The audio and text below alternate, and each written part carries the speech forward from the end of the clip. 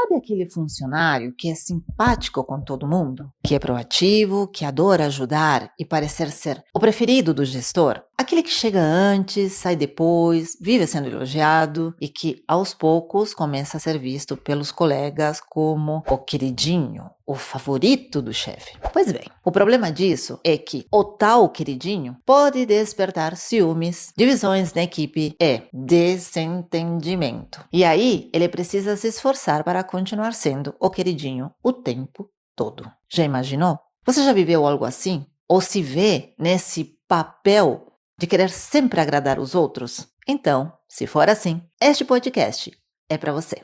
Aloha, seja bem-vindo ao podcast Onda Quântica, que é a Selva Salerno, trazendo mais sobre o líder do futuro. Hoje vamos falar sobre ele, o arquétipo do queridinho ou do favorito. Em toda equipe, em toda família, grupo de amigos, sempre tem um que é predileto. É sempre aquele o escolhido por todos, que se destaca por N coisas. Saber escutar os outros, dar conselhos certos, ajudar quando é possível e muitas vezes, por que não, ser o mediador natural. Mas será que isso é assim tão perfeito e saudável para essa pessoa? Por trás desse perfil encantador, é claro que existe um padrão cerebral, conhecido como o reforço dopaminérgico social, que pode, sim, e muitas vezes ser muito exaustivo. Ou seja, o cérebro associa elogios, resultados, com segurança emocional e cria um circuito de recompensa ao acertar, agradar e principalmente ser aceito.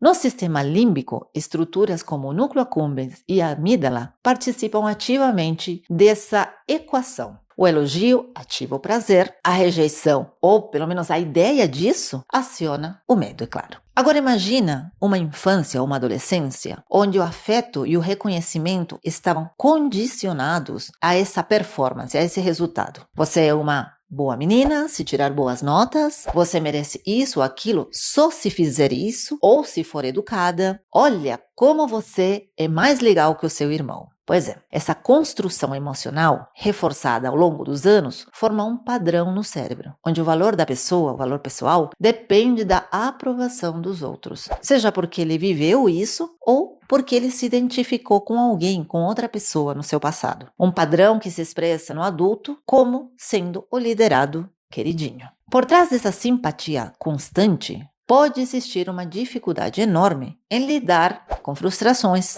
e críticas quando não são reconhecidos e sentem-se invisíveis. Quando cometem um erro, por exemplo, mesmo que ninguém diga nada, eles entram em colapso interno e não suportam, detestam a ideia de decepcionar alguém.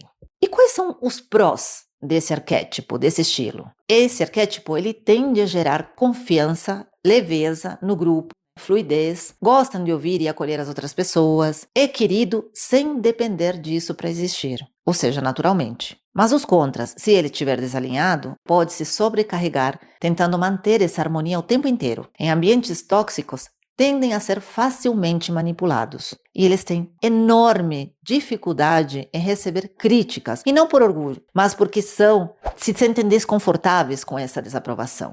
E como líder deve lidar com esse perfil? Muito bem, você que é líder, reforce que ele não precisa acertar ou ser agradável o tempo inteiro para ser valorizado. Dê tarefas que ele precise decidir sem buscar a bendita da aprovação. E observe se há esgotamento. Esse perfil tende a acumular funções e depois colapsa facilmente. Entenda que esse liderado pode ser uma grande força para a sua equipe, se não acabar preso, obviamente, em uma imagem que ele mesmo criou. Portanto, é imprescindível ficar atento a todos esses sinais, uma vez que ele pode ficar preso nessa ideia, nessa máscara e deixar de mostrar o seu verdadeiro potencial. Pois é, então na jornada Sensorium, a gente trabalha a fundo a reprogramação desses padrões, tanto nos liderados quanto, obviamente, nos próprios líderes. Porque o futuro da liderança, o futuro de uma equipe bem desenvolvida, começa dentro de cada um de nós. E para saber mais, obviamente o link está aqui na descrição. Se este conteúdo fez sentido para você, compartilha com